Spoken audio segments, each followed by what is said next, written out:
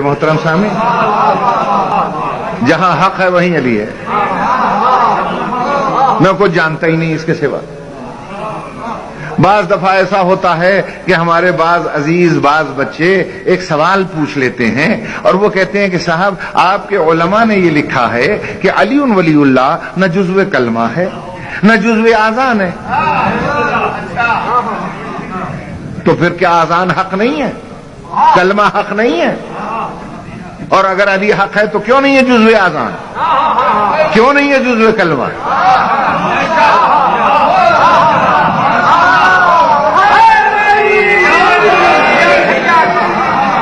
مجھ سے پوچھا تو اس لیے میں نے ادھر رخ موڑ دیا۔ کسی وڈے عالم سے پوچھو گے تو وڈا جواب ملے گا، میں تو نکا جی عالم ہوں، چھوٹی چھوٹی باتیں جانتا ہوں کہ علی حق ہے، آذان بھی حق ہے، نماز بھی حق ہے، کلمہ بھی حق ہے، اقامت بھی حق ہے، تو پھر یہ جزو آذان کیوں نہیں؟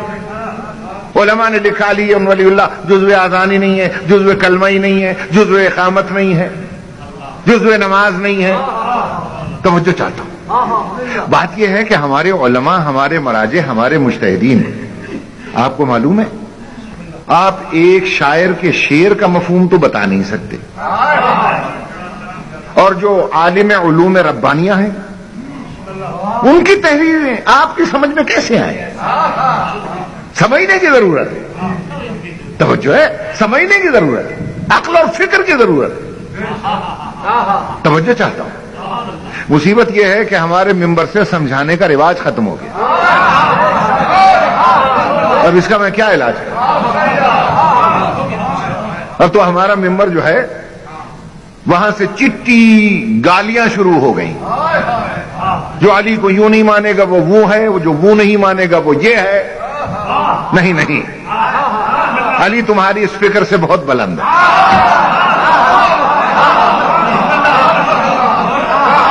علی تمہاری اس فکر سے بہت بلند ہے، ذرا عقل اور فکر سے کام لینے کی ضرورت ہے۔ ہمارے علماء نے لکھا ہے، مراجع نے لکھا ہے کہ جزو آذان نہیں ہے، جزو کلمہ نہیں ہے، لیکن اس کا مفہوم سمجھو،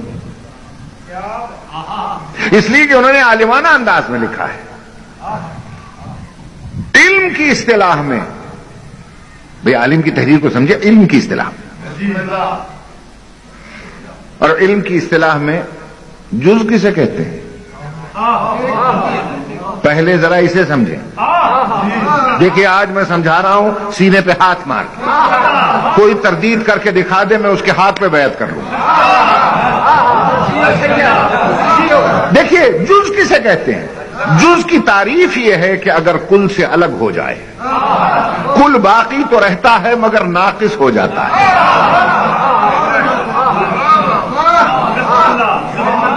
چودھری محمود صاحب، چودھری یعقوب صاحب، یہ جتنے سردار صاحبان بیٹھے ہیں غور سے سنیں گے، چونکہ نام میں ان دو کے جانتا ہوں اس لیے میں تیسرا نام ہی نہیں لیا میں نے، آپ سب کے لیے میں عرض کر رہا ہوں، یہ تو دونوں آپ کے نمائندے بیٹھے ہیں نا، یہ سمجھیں، آپ بھی سمجھیں۔ جز کی تعریف یہ ہے کہ اگر کل سے الگ ہو جائے، کل باقی رہتا ہے مگر ناقص ہو جاتا ہے۔ جیسے میں مثال دیتا ہوں، جیسے یہ ہاتھ میرے بدن کا جز ہے، خدا نہ خواستہ ٹوٹ جائے، جسم سے الگ ہو جائے، کل باقی تو رہے گا، ناقص ہو جائے گا۔ بھائی سمجھیں، یہ آنکھ میرے بدن کا جز ہے، خدا نہ خواستہ خراب ہو جائے، نکل جائے، کل باقی تو رہے گا، ناقص ہو جائے گا۔ توجہ ہے نا؟ کان میرے بدن کا جز ہے، اگر یہ بہرا ہو جائے یا کٹ جائے، کل باقی تو رہے گا، ناقص ہو جائے گا۔ توجہ ہے صاحب؟ تو جز کی تعریف سمجھ میں آئی؟ جز اسے کہتے ہیں کہ اگر کل سے الگ ہو جائے، کل باقی رہتا ہے مگر ناقص ہو جاتا ہے۔ لیکن اسی بدن میں ایک اور شے بھی ہے، اسے روح کہتے ہیں، روح کہتے ہیں۔ اگر روح نکل جائے نہ کل رہے گا نہ جز، روح اگر نکل جائے نہ کل رہتا ہے نہ جز رہتا ہے۔ جو علماء یہ لکھتے ہیں کہ علی ولی اللہ جزو اذان نہیں ہے، جزو کلمہ نہیں ہے، جزو نماز نہیں ہے، ان کا کہنے کا مقصد یہ ہے کہ اگر ہم جز بنا دیں اور یہ نکل جائے کل باقی تو رہے گا مگر ناقص ہو جائے گا. وہ کہتے ہیں یہ جزو اذان اور اقامت نہیں ہے، علی ولی اللہ روح اذان اور اقامت ہے. یہ نکل گیا کلمہ مردہ ہو جائے گا، اقامت مردہ ہو جائے گی، نماز مردہ ہو جائے گی.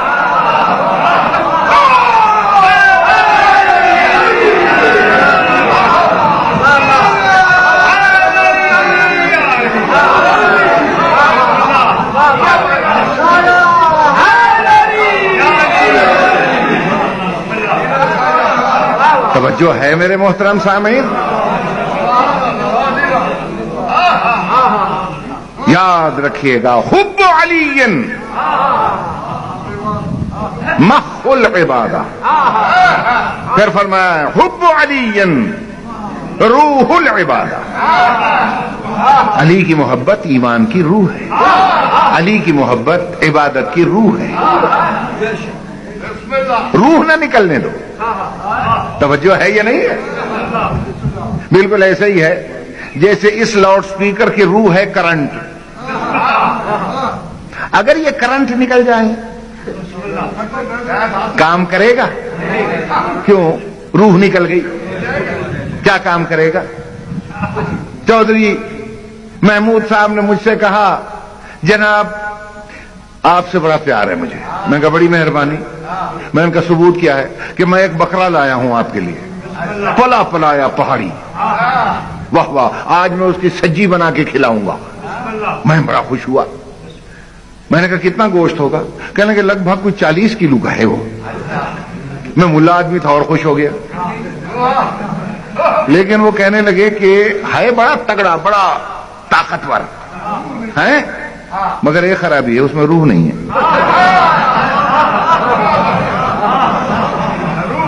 اس میں روح نہیں ہے.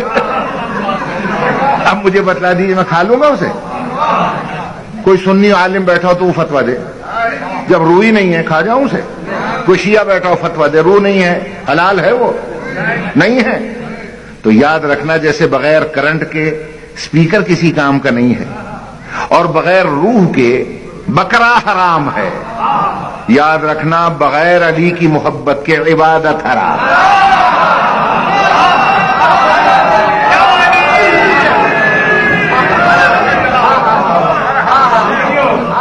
سمجھ میں آ گئی بات یا نہیں آ گئی؟ اس میں نہ لڑائی ہے، نہ جھگڑا ہے، نہ فساد ہے، کچھ بھی نہیں ہے. سیدھی سادی سی بات ہے. میری بات پہ غور ہے صاحب؟ اب یہاں ہر ایک صاحب اس امر کی تمنا رکھتا ہے کہ نماز پڑھتے ہیں جنت کے لیے، روزہ رکھتے ہیں جنت کے لیے، حج کرتے ہیں جنت کے لیے، سارے اعمال بجا لاتے ہیں جنت کے لیے. ٹھیک ہے، بولو. اچھا مجھے ایک بات بتائیں، آپ کے علاقے کا ہر فرد چاہتا ہے کہ میں دبئی چلا جاؤں، ابو ظہبی، لندن چلا جاؤں، کوریا، امریکہ، کینیڈا. ٹھیک ہے نا؟ مجھے جا کے دکھائیں. اگر پاسپورٹ نہیں ہے آپ کے پاس، بغیر پاسپورٹ کے جا کے دکھائیں. آپ مجھے دکھائیں جا کے. دیکھیے میں بڑے ماڈرن انداز کا ملا ہوں، مجھے ضرورت نہیں ہے کہ میں لمبی چوڑی گہرے فلسفے میں لے جاؤں آپ. سیدھی سادی سی بات ہے، آپ سعودی عرب جا کے دکھا دیں. چلیں، وہاں خانہ کعبہ بھی ہے، جنت البقیع بھی ہے، سارے مزارات ہیں. آپ کہیں گے میں زیارت کے لیے جا رہا ہوں بغیر پاسپورٹ کے، میں دیکھتا ہوں گھسنے دیں گے؟ نہیں. کہیں گے پاسپورٹ لاؤ. بغیر پاسپورٹ کے کسی ملک میں جانے نہیں دے گا. تو دبئی تو بغیر پاسپورٹ کے آپ جا نہیں سکتے. جنت میں بغیر پاسپورٹ کے گھس جائیں گے آپ؟ بتائیے، جنت بغیر پاسپورٹ کے رضوان جنت گھسنے دے گا؟ وہ ہمارا ایک ذاکر تھا بیچارہ، بیچارہ فوت ہو گیا. دیندار تھا اس کا نام. ایک دن جوش میں، یا پہلے ہندو تھا پھر مسلمان ہوا، پھر وہ کہتا تھا گنگا سے جب پھسلا لبے کوثر پہنچا. یہ اس کا تکیہ کلام تھا. دیندار جنت کا ذکر ہوا. ایک دن تقریر میں جوش میں کہنے لگا, کہنے لگے کھامے صحیح ہے خرگوش تے بنجے جنت. میرا پوتر ہو گیا نا.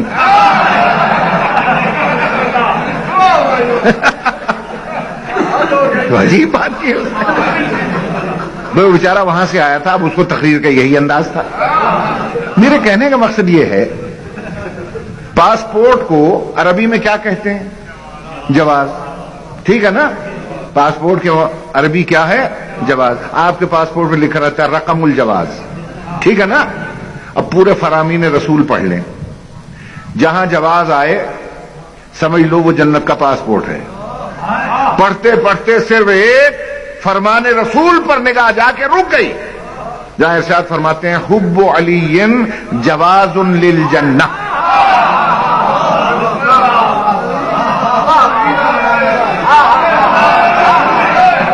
میں مجھے ترجمہ کرنے کی ضرورت ہی نہیں ہے.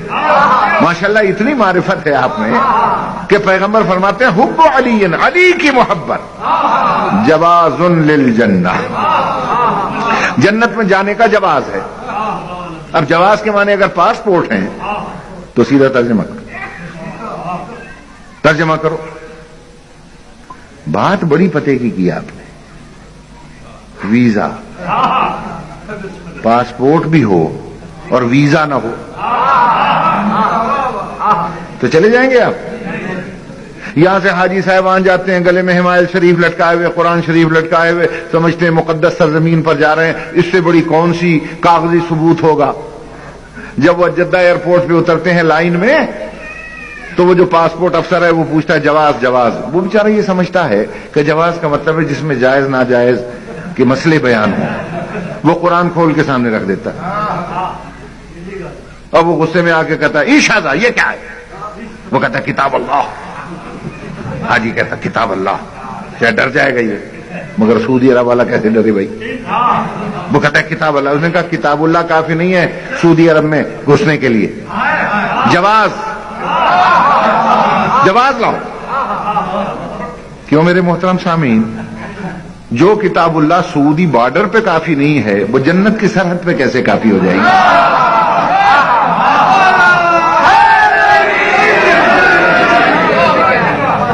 اب وہ کہتا ہے جواز جواز.